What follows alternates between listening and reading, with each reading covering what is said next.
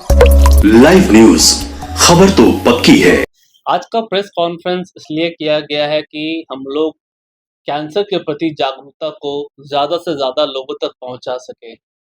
आज से 20 साल पहले जब हम लोग बात करते हैं कि किसी को कैंसर डायग्नोज हो गया है, तो इसका मतलब लोग सोचते थे कि अब की मृत्यु निश्चित है। लेकिन पिछले 20 साल में साइंस में इतना ज़्यादा आविष्कार हुआ है कि अब स्टेज 4 मतलब कि लास्ट स्टेज के कैंसर को भी हम लोग पूरी तरह से ठीक करने में सक्षम हैं। अगर हम लोग बात करें कि कॉमन कैंसर जो देखने को मिलता है, वो क्या है? तो इसमें सबसे प्रमुख में से आते हैं लंग कैंसर, फेफड़े का कैंसर, ब्रेस्ट कैंसर और इंडिया में बात करें तो ओरल कैविटी कैंसर या हेड एंड नेक कैंसर। ये सब कॉमन कैंसर में देखने को मिलता है हमारे डेली प्रैक्टिस में, या जब हम लोग ओपीडी में बैठते हैं तो ज़्यादातर केसेस इसी कैंसर के रहते हैं। इसमें हेड एंड नेक कैंसर, जो मुंह का कैंसर और गले के कैंसर होता है, ये एक प्रमुख कैंसर है। और ये जान के आप लोग को आश्चर्य होगा कि ज़्यादा से ज़्यादा जो हमारे हेड एंड नेक कैंसर होते हैं, उससे हम लोग बच सकते हैं। कैसे बच सकते हैं? इसका सबसे प्रमुख कारण है तंबाकू का सेवन करना। तो हेड एंड नेक कैंसर का जो सबसे कॉमन रिस्क फैक्टर या जो प्रमुख कारण है, वो है तंबाकू का सेवन करना। चाहे वो किसी भी फॉर्म में हो, गुटखा, पान पराग या फिर खैनी, सिगरेट, किसी भी फॉर्म में अगर आप तंबाकू का सेवन कर रहे हैं, तो वो आपके लिए हानिकारक है और कैंसर का कारण बन सकता है। लगभग 30 से 40% कैंसर जो होते हैं, जो हम लोग को देखने को मिलते हैं, उसमें आपका सबसे प्रमुख कारण होता है तंबाकू का सेवन करना। तो ये आप समझ सकते हैं कि सबसे इम्पोर्टेंट और सबसे कॉमन जो रिस्क फैक्टर है या कारण है, वो है तंबाकू का सेवन करना।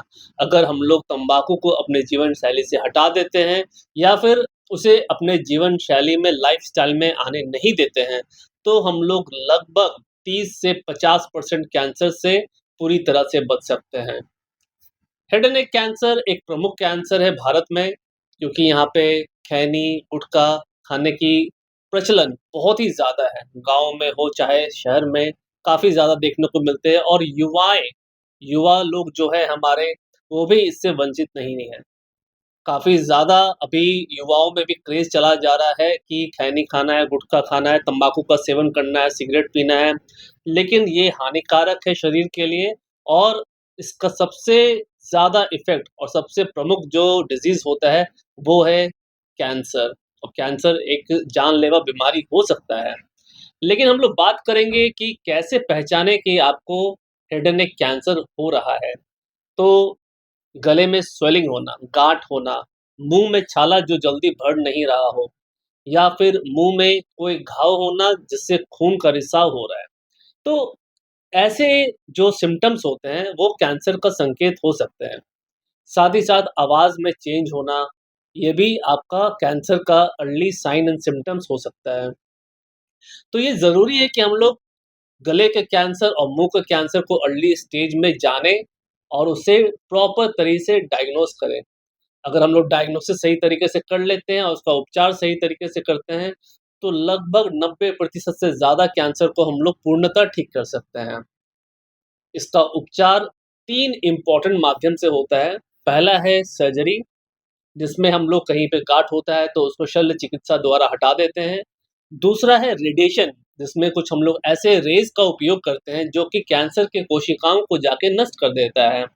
और तीसरा जो सबसे इम्पोर्टेंट और लेटेस्ट आविष्कार हो रखा है, वो है मेडिकल ऑन्कोलॉजी का, जिसमें हम लोग कुछ ऐसी दवाइयाँ देते हैं जो कि कैंसर के सेल्स को जाके नष्ट कर देते हैं। मेडिकल ऑन्कोलॉजी की बात करें तो इसमें कीमोथेरेपी, टारगेट थेरेपी और इम्यूनोथेरेपी का यूज़ काफ़ी ज़्यादा किया जा रहा है। स्पेसिफिकली अगर हम लोग बात करें आज के दौर में, जहाँ बहुत सारा आविष्कार हो रहा है साइंस की दुनिया में, तो उसमें टारगेटेड थेरेपी और इम्यूनोथेरेपी ने काफ़ी ज़्यादा चेंज किया है हमारे कैंसर के इलाज को, जिससे हम लोग प्रिसाइज़ तरीके से कैंसर का ट्रीटमेंट करने में सक्षम हैं। फ़ायदा क्या होता है इससे, प्रिसिज़न थेरेपी से, जिसे हम लोग टारगेट थेरेपी या इम्यूनोथेरेपी भी कहते हैं?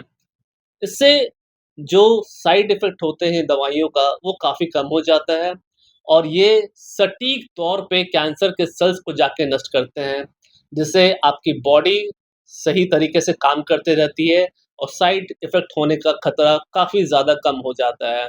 ये आपकी बॉडी की इम्यूनिटी को ही बढ़ाती है और बॉडी की इम्यूनिटी जब बढ़ती है, तो वही कैंसर सेल्स को जाके नष्ट कर देती हैं। तो ये कुछ इम्पोर्टेंट तरीके हैं जिससे हम लोग कैंसर का इलाज करते हैं, लेकिन ये बात जानना बहुत ज़रूरी है कि हम लोग जागरूक रहें और ज़्यादा से ज़्यादा जागरूकता को हम लोग लोगों तक पहुँचाएँ, क्योंकि अगर हम जागरूक रहेंगे, हमारे परिवार जागरूक रहेंगे, हमारे दोस्त जागरूक रहेंगे और सारे नागरिक अगर जागरूक रहेंगे, तभी जाकर हम लोग हर एक कैंसर से विजय प्राप्त कर सकते हैं। धन्यवाद। सर कैंसर जो आप बता रहे हैं, कैंसर किस स्टेज में सबसे पहले होता है? अगर हम लोग कैंसर की बात करें तो हर कैंसर का कुछ स्टेजिंग सिस्टम होता है और इसे सॉलिड ट्यूमर और लिक्विड या फिर ब्लड कैंसर के तौर पे देखा जाता है। अगर सॉलिड ट्यूमर की बात करें तो उसमें स्टेजिंग सबसे कॉमन जो किया जाता है वो टीएनएम के स्टेज के द्वारा किया जाता है, जिसे हम लोग ट्यूमर, नोड और मेटास्टेसिस कहते हैं। तो अगर हम लोग स्टेज की बात करें तो हम लोग बोलते हैं कि सबसे पहले कोई स्टेज होता है तो वो होता है स्टेज 1, उसके बाद 2, 3 और 4। जब स्टेज 1 होता है तो इसका मतलब ये होता है कि जो ट्यूमर है, जो कैंसर का गाँठ है, वो एक ही जगह पे है और काफ़ी छोटा-सा है। स्टेज 2 का मतलब होता है कि थोड़ा-सा स्टेज 1 से बड़ा है और साथ ही साथ आस-पास के इलाके को वो नष्ट कर रहा है।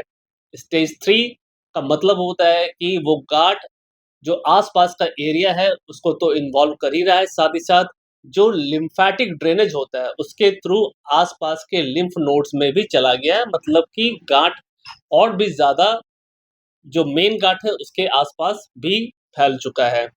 और फाइनली होता है स्टेज 4, जिसे हम लोग लास्ट स्टेज भी आमतौर की भाषा पे कहते हैं। उसका मतलब होता है कि आपका कैंसर एक जगह से दूसरे बॉडी पार्ट में फैल गया है। जैसे स्तन कैंसर की बात करें, तो स्तन कैंसर अगर छोटा-सा गाँठ है 2 सेंटीमीटर के आसपास का, तो उसे हम लोग स्टेज 1 कहते हैं। अगर लेकिन वही गाँठ 6-7 सेंटीमीटर का चला जाता है, तो उसे हम लोग स्टेज 2 कहते हैं। लेकिन स्टेज 3 का मतलब होता है कि वो गाँठ स्तन के साथ-साथ आपके काँख में, जिसे एक्ज़िला कहते हैं, वहाँ पे भी चला गया है, तो वो स्टेज 3 में चला जाता है। और जब वो कैंसर, जो स्तन का कैंसर है, ब्लड के माध्यम से आपके लंग्स में, आपके बोन्स में या ब्रेन में चला जाता है, तो वो स्टेज 4 हो जाता है। तो इस तरह से हम लोग डिवाइड करते हैं किसी भी स्टेज को सॉलिड ट्यूमर्स में। उसी तरह से ब्लड कैंसर में भी अलग तरीके से स्टेजिंग किया जाता है, जिसमें एक्यूट ल्यूकीमिया या क्रोनिक ल्यूकीमिया हो सकता है और लिम्फोमा की स्टेजिंग अलग होती है, माइलोमा की भी स्टेजिंग अलग होती है। सिम्पटम दिखने के बाद डॉक्टर के सबसे पहले क्या करना है? स्टेप क्या होना चाहिए? अगर किसी भी इंसान को लग रहा है कि सिम्पटम्स है, कैंसर का संकेत है, तो उसे तुरंत अपने डॉक्टर के पास जाके सलाह लेनी चाहिए कि आखिर ये सिम्पटम्स, ये प्रॉब्लम क्यों हो रहा है।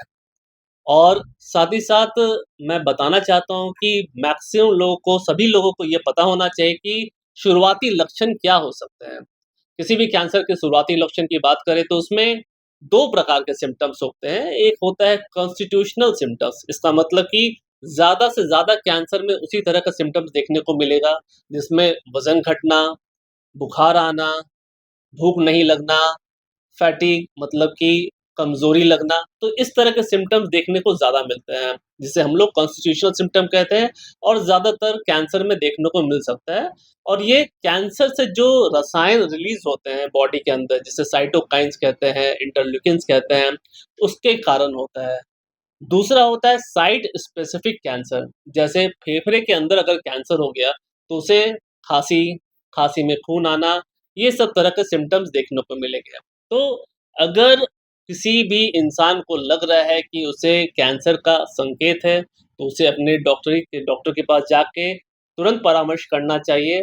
उसे प्रॉपर टेस्ट करके देखना चाहिए कि कहीं वो सिम्पटम्स कैंसर तो नहीं है। सर अभी आंकड़ा क्या होगा भारत और आपसे हम बात कर सकते अगर भारत की बात करें तो भारतवर्ष में लगभग 15 लाख नए कैंसर के मरीज का डायग्नोसिस होता है हर साल, जिसे हम लोग इंसिडेंस कहते हैं।